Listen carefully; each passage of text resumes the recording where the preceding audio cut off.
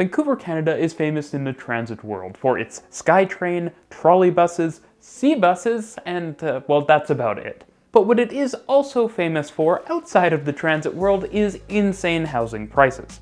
I remember growing up in the region and watching as, from when I started school to when I graduated, housing prices went from high to into the stratosphere.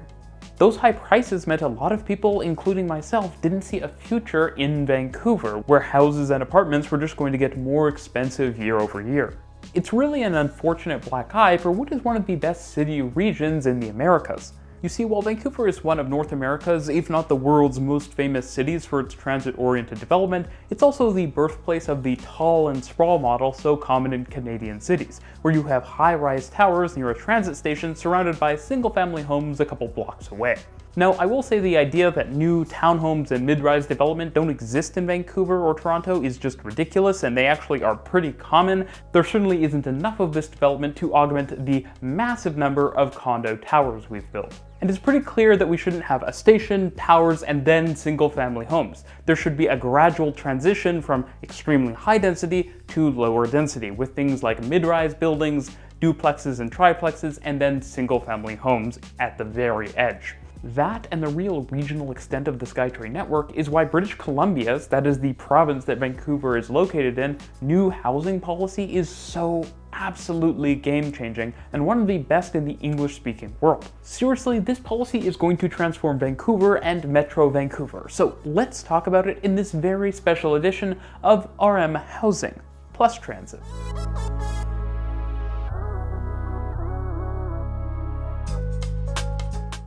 Hi there, if you're new, I'm Reece and I'm from Vancouver. I make videos about transit and cities around the world, so if you enjoyed this video, make sure to subscribe for more like it.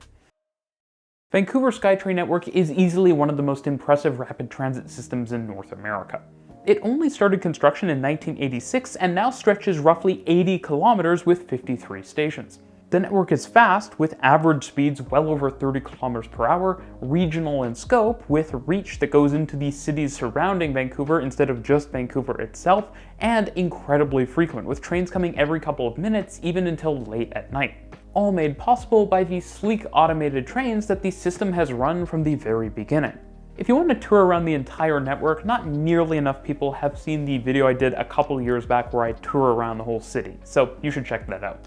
And SkyTrain is getting a lot bigger thanks to two major extension programs currently happening, including one that will extend the Millennium Line down the Broadway corridor through the dense regional core, and another that will extend the longest line, the Expo Line, further out into Surrey and Langley on an entirely elevated extension. And those extensions will take the network's total length to over 100 kilometers and add over 10 new stations. At the same time, capacity is being expanded on the network with a massive order for several hundred cars from Alstom so Translink can start running 5-car SkyTrains. I actually talked about one of those big SkyTrain extensions in a previous video, so if you're interested in that, check it out here. Now obviously Metro Vancouver is famous for its existing transit-oriented development, or TOD. And while it is great at most major development nodes, besides Metrotown, which is just crazy, tons of development there tends to be a couple large developments around the station and then a pretty quick fall off into single-family homes and other land uses. The scale and quality of the development tend to still be pretty impressive, but it's far from ideal.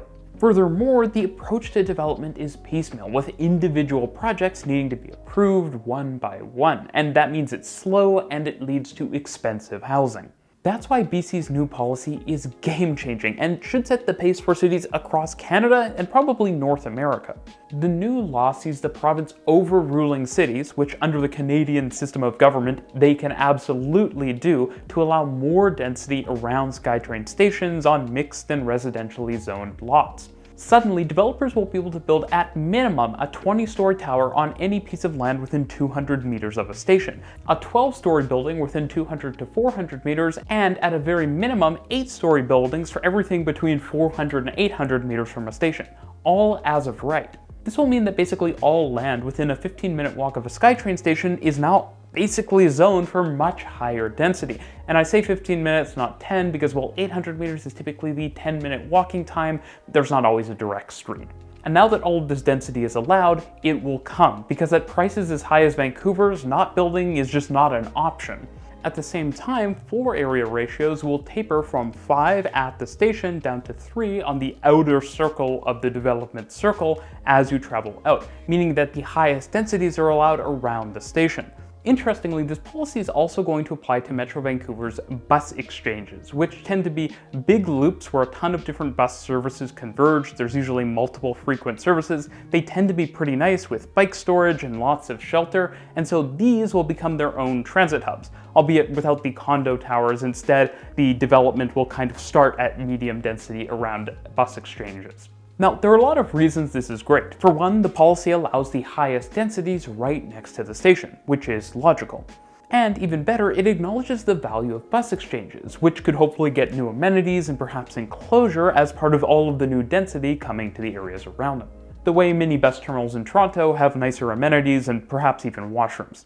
The second awesome thing is that simply by allowing this circle of density around stations that sort of tapers off as you travel outwards, I think you'll actually end up with some of the nicest and most pleasant neighborhoods in Canada, with significant density and a lot of different building types. All of that without the jarring transition from tower to single family home. It'll be a more consistent level of density, and I think that's going to be really nice.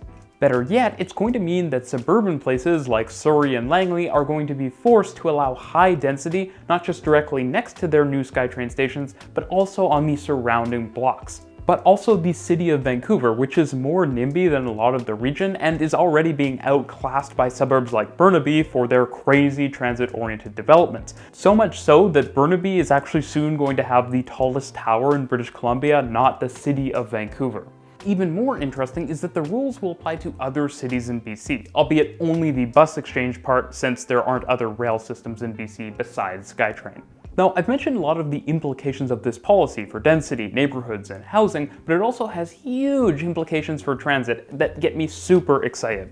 For one, denser neighborhoods are obviously going to be much worse for people to drive in, and so alternative means of transportation, walking, cycling, and transit are going to get an instantaneous boost. At the same time, this consistent concentration of densities around stations will drive new amenities like shops and services so that people kind of effectively get to live in their own 15-minute cities near SkyTrain stations.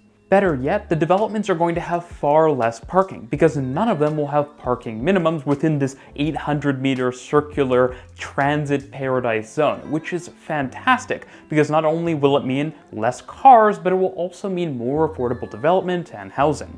By further solidifying and concentrating development around station areas, and that's not just on the adjacent block, but within 800 meters, it will also mean that over time in Metro Vancouver, not only will a lot of people be living near stations, but a lot of their destinations will also be relocated to stations where a lot of people are.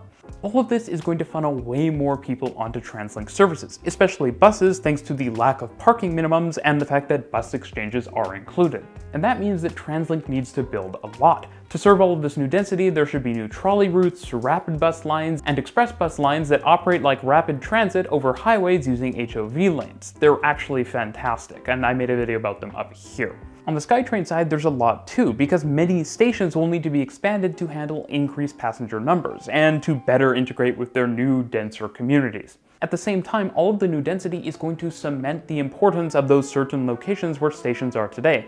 We should also probably be planning for 3-car trains on the Canada line as soon as possible, as well as 6-car trains on the Expo and Millennium lines. Not to mention more SkyTrain lines to complement the existing network down the road, such as a high-speed, high-capacity BART-like line connecting Surrey, Vancouver, and the various high-density transit-oriented development nodes along the way. I actually talked about this idea in my recent What I Would Build in Vancouver video, so check that out if you're interested. Fortunately, I think TransLink is actually one of, if not the best transit agency in North America, so I think they can build.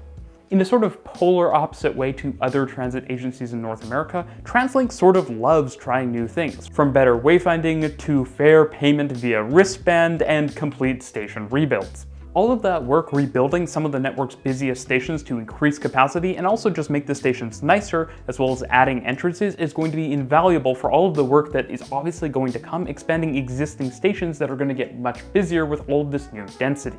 Basically, all of the work that's gone in to upgrade stations like Joyce Collingwood, Metro Town, Commercial Broadway over the last decade or so, that's just going to need to continue to ramp up into the future as more stations need similar types of work. At the same time, TransLink is also building expansions to the rapid transit network at semi-reasonable prices, at least compared to other cities in North America, including with the shallow cut-and-cover station Broadway subway extension and the fully elevated suburban extension to Surrey and Langley.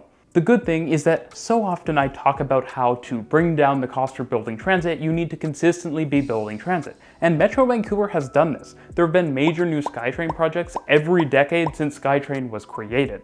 What's better is that since now TransLink is actually doing its own housing developments to fund transit improvements and expansion, they will benefit from this policy by enabling them to more easily build large transit-oriented developments near their stations. This means that the benefit of the mass upzoning won't entirely be taken by private developers, and instead TransLink can capture some of that value and funnel it back into the system, which will be definitely needed. Suffice to say, I'm elated because Metro Vancouver is going to try to tackle one of its biggest problems with one of its biggest assets, the transit network, and in particular SkyTrain. And I think there's a lot more transit to come. Thanks for watching.